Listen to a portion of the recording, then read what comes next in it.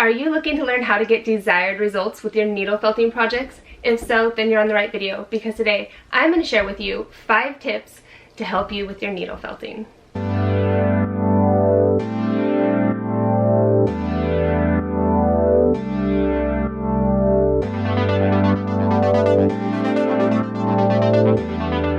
Hi everyone, and welcome to today's video, how to get desired results with your needle felting projects. My name is Iceland, and on this channel, Snowflake Forest Felting, I share needle felting videos, have needle felting tutorials, and share product reviews from time to time.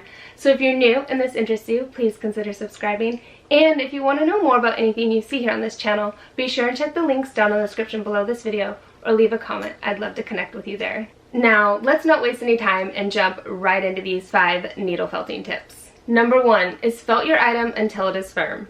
This is going to be key in making your items look complete. If you don't felt your items firm enough when you go to add on colors or attach pieces, it's not going to give you the look you want. You really need that firmness to create the lines and the angles, to create your shapes that will help mold and make your item look the way you want it to. Number 2 is when you're adding wool, don't add it in lumps. You're going to want to spread it out, make it more cobweb-like, so then that way when you're adding it on, it's not going to bunch in areas. And then also once you've added on this wool, you're going to want to felt from the outside in, securing the outer edges in place and working your way towards the center.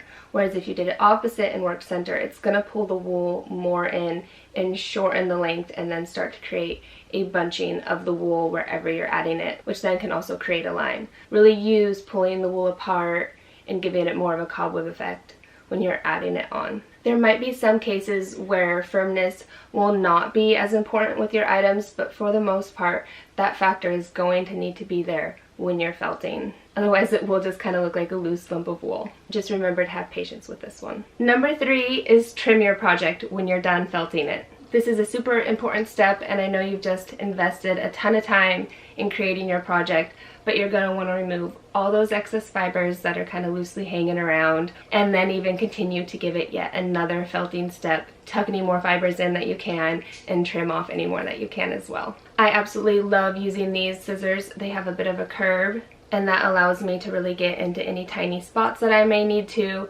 really close to my project. I'm only removing a little bit amount of wool, and I can just go right along my project, trimming away. And I definitely prefer to do that outside and in the daylight where I can really see those fibers and they can just drift off into the wind. A bird can catch them, use them to build their nest, or even over a trash can, because this process can get a little messy. Number 4, don't be afraid to felt from a different angle. If you're going constantly straight up and down, that's going to pull the wool down into the project. You will want to felt at an angle. Just be careful when you start going at an angle that you're still going in and out of the project, not going in it and pulling it out where you risk breaking the tip off into your project. The angle that you're using your needle really will work to your advantage. In the end, I like to go over and give it more of a smooth layer at a really narrow angle and lock those fibers together, and then come back in and smooth it from the top again. And then lastly, number 5, use the wool to your advantage. Different wools, different fibers, they create different effects. And the way the wool is treated before you start using it can also work to your advantage too. Wool is super forgiving, so you can always easily cut away and add on again. And you can see here, like with the felted pineapple, wool roving worked for my advantage in creating the lines because that's a carded fiber, so the fibers are already running in a line together. Whereas wool batting, it's a mesh of wool, so it's not going to look as aligned, or may even be harder to felt because you're having to entangle those fibers that were once pulled apart, or balling it just to create more of a dot effect. Needle felting can be a lot of fun, and trying different techniques and methods to create the results you want is really going to be your key to making your items look complete and getting the desired results that you want. Alright, that's it. That's 5 ways you can get desired results that you're looking for with your needle felting projects. I hope you enjoyed this video and learned something new. If you did, please be sure and give it a thumbs up. If you haven't subscribed yet, please consider subscribing. And if there's something you'd like to see me felt next, drop it down in the comments below. I might just make it next. Thanks again so much, you guys. I'll see you in my next video. Happy felting. Bye. What do you want to say? Yes. Yes? Say please subscribe. Please subscribe. Say I hope you like this video. Us to be kids. us to be kids? Yes. No.